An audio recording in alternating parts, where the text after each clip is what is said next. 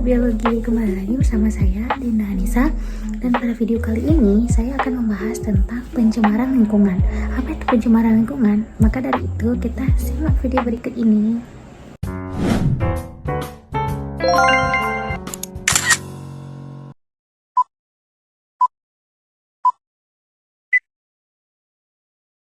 Nah pemirsa, persoalan sampah ternyata masih saja menjadi polemik.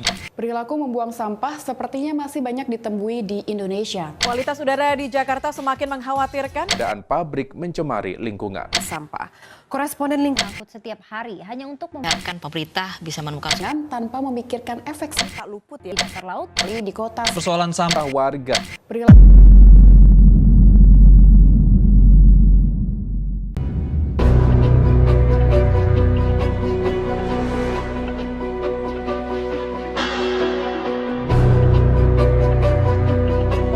Setiap harinya, lingkungan di sekitar kita semakin memprihatinkan. Semakin banyak bagian lingkungan yang tercemar karena adanya aktivitas berat seperti aktivitas industri maupun limbah rumah tangga. Karena masih banyak dari kita yang membuang sampah sembarangan.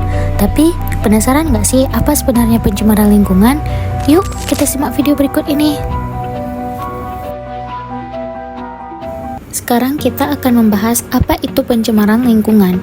Dikutip dari situs resmi Kementerian Hidup Republik Indonesia pada Undang-Undang Nomor 4 Tahun 1982 tentang ketentuan-ketentuan pokok pengelolaan lingkungan hidup, menjelaskan bahwa pencemaran lingkungan adalah memasukkan makhluk hidup, zat, energi, atau komponen lain ke dalam lingkungan, atau berubahnya tatanan lingkungan akibat kegiatan manusia dan proses alam. Atau dengan kata lain, pencemaran lingkungan merupakan hal yang menyebabkan kualitas lingkungan menurun hingga tingkatan tertentu yang dapat mengakibatkan lingkungan menjadi tidak dapat berfungsi sebagaimana mestinya. Nah, selanjutnya kita akan mempelajari faktor-faktor penyebab pencemaran lingkungan. Apakah kalian tahu faktor-faktor yang menyebabkan terjadinya pencemaran lingkungan? Kita akan bahas. Faktor yang pertama adalah pertambahan penduduk yang tidak terkendali. Pertambahan penduduk yang berlebihan dapat menyebabkan pencemaran lingkungan jika tidak dibarengi dengan peningkatan fasilitas yang tersedia. Misalnya nih, kalau jumlah penduduk itu lebih banyak daripada pembuangan sampahnya, tentu akan semakin banyak sampah yang tidak tertampung. Di sini dapat menyebabkan pencemaran lingkungan yang semakin parah. Faktor yang kedua di balik terjadinya pencemaran lingkungan yaitu adanya polutan dalam jumlah yang besar, sehingga tidak dapat dinetralisir kembali. Wah, ada istilah baru nih, polutan. Apa itu polutan? Polutan adalah komponen penyebab pencemaran. Polutan ini bisa berbentuk makhluk hidup, zat, ataupun energi. Suatu zat dapat dikatakan polutan apabila kadarnya melebihi ambang batas dan berada pada waktu yang tidak tepat, ataupun berada di tempat yang tidak semestinya. Polutan ini dapat mencemari lingkungan untuk sementara ataupun dalam jangka panjang. Nah, selanjutnya kita akan mengenal jenis-jenis pencemaran lingkungan. Ada beberapa jenis pencemaran. Jenis pencemaran antara lain yaitu pencemaran udara, pencemaran air, pencemaran tanah, sampah organik, pencemaran cahaya, bahkan ada pencemaran suara loh. Kita akan membahas secara singkat satu persatu ya. Yang pertama ada pencemaran air.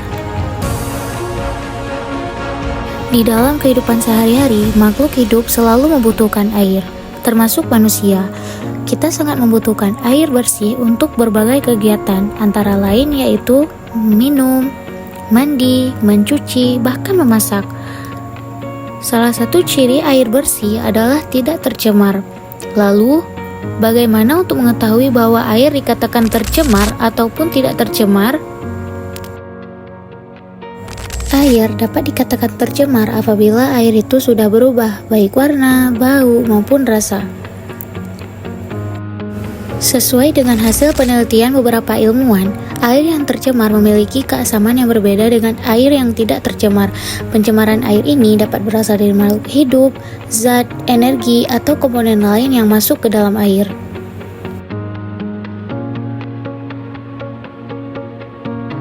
Air sangat rentan terhadap polusi. Hal ini dikarenakan air sebagai pelarut universal sebab mampu melarutkan lebih banyak zat daripada cairan lain di bumi.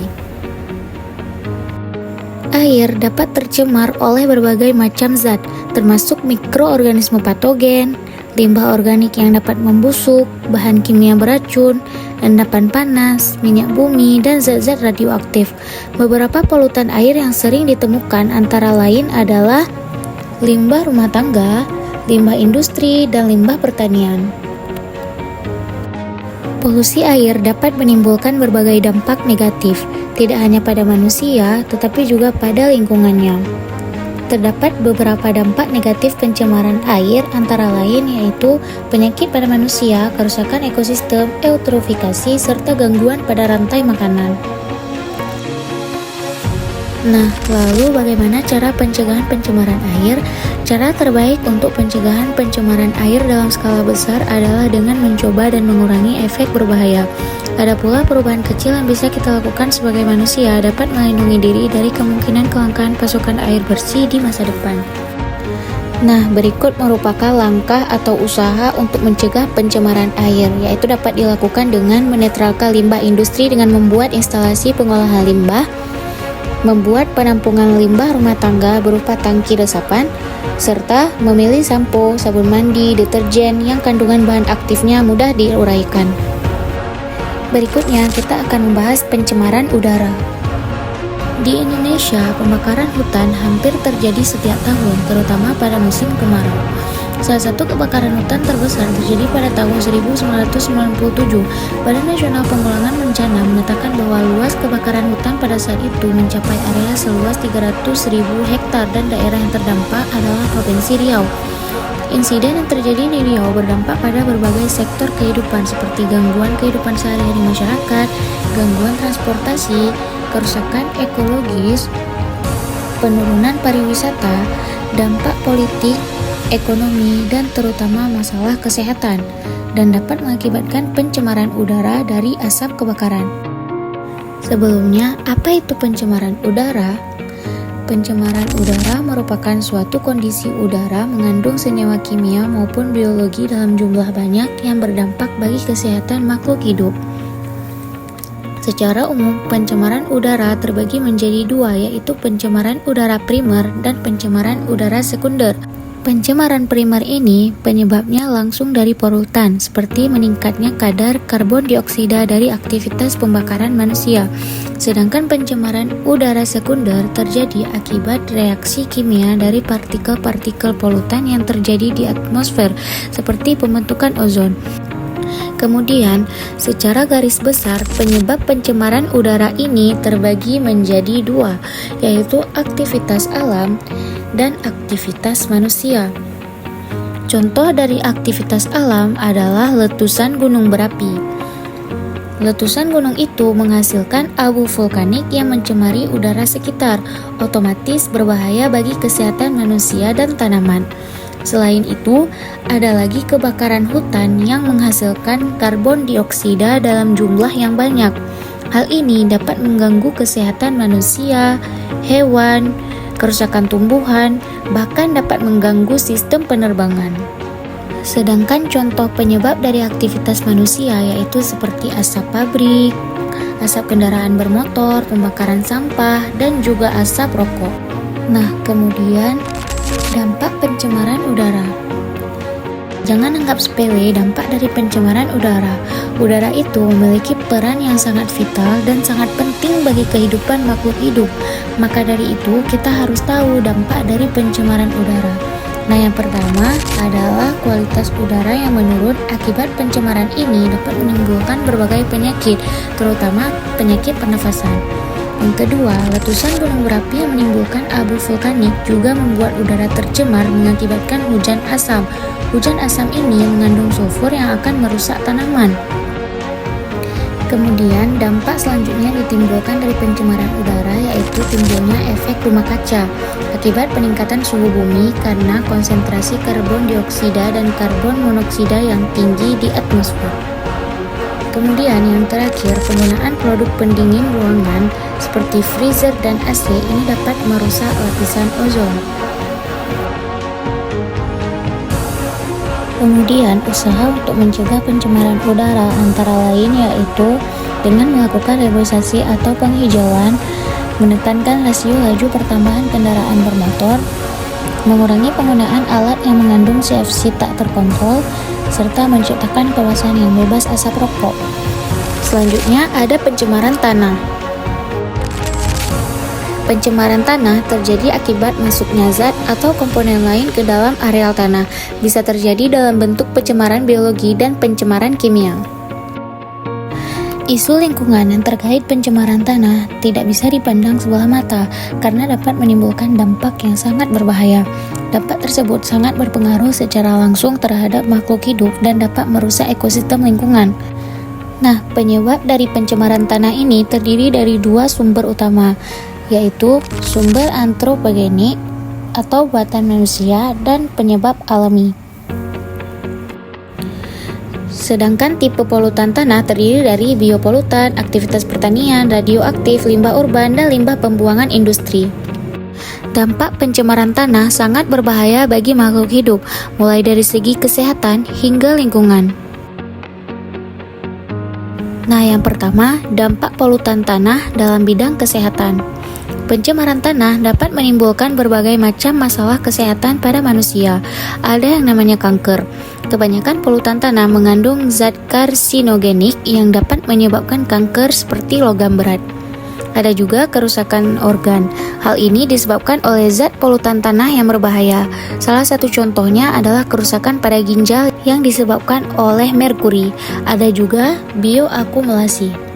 Bioakumulasi dapat terjadi apabila manusia mengonsumsi daging atau sayuran yang telah terpapar oleh polutan tanah. Kita harus mewaspadai hal ini karena dapat berujung pada penyakit kronis.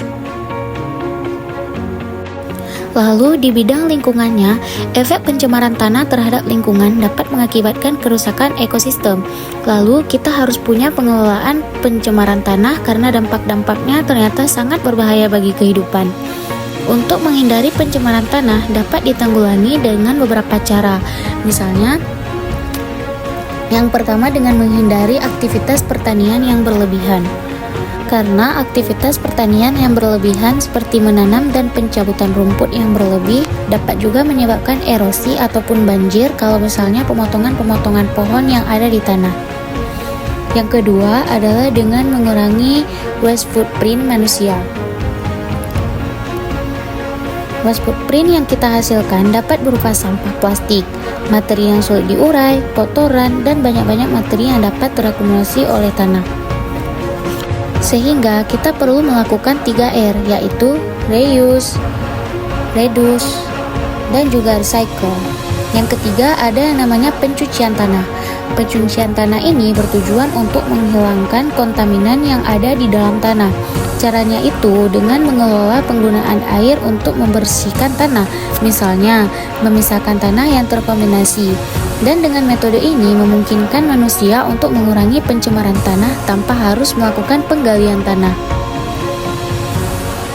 Nah, yang keempat yang sering kita lakukan yaitu bioremediasi.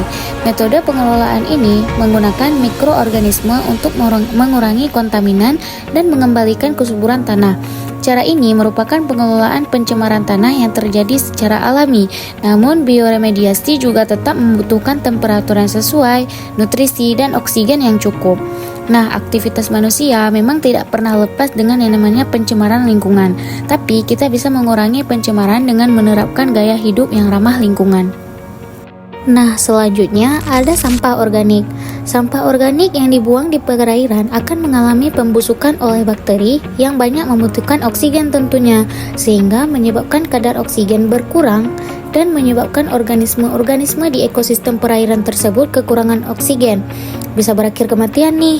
Oleh karena itu, jangan membuang sampah sembarangan ya semua. Nah, masih ada pencemaran cahaya nih. Pencemaran cahaya terjadi akibat cahaya dari teknologi modern seperti lampu yang mengubah persepsi siang dan malam, sehingga dapat mengganggu keseimbangan ekosistem. Selanjutnya ada pencemaran suara. Pencemaran suara disebabkan oleh suara bising yang berlangsung secara terus-menerus seperti mesin industri, kendaraan bermotor, dan pesawat terbang. Suara yang timbul melebihi kadar dapat mengganggu pendengaran dan memengaruhi sistem metabolisme tubuh.